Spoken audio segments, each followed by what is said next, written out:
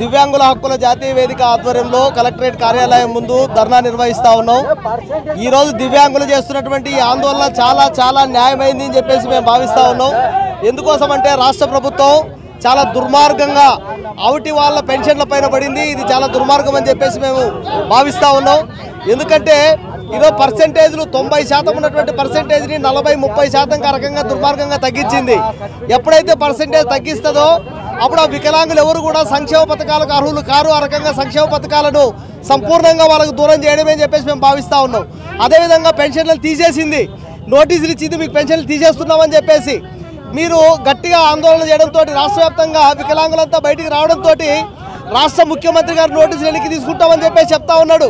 మీరు కేవలం నోటీసులు తీసుకోవడమే కాదు, మీరు చేయాల్సినటువంటి పరిస్థితి 60 సంవత్సరాలు నిండిన వాళ్ళకి, ఎవరైతే వికలాంగులు 60 సంవత్సరాలు నిండిన వాళ్ళు ఉన్నారో వాళ్ళకి 4000 పెన్షన్ ఇస్తామంటున్నారు। వికలాంగత్వం పెరుగుతుంది, వాళ్ళ వయసు పెరిగిన తర్వాత పనే చేసుకోవడానికి చేత కాదు। అట్లాంటి వికలాంగుల పైన ఎందుకు ఈ రాష్ట్ర ప్రభుత్వం దుర్మార్గమైన చర్యలకు ఒడగొడుతుంది అని చెప్పేసి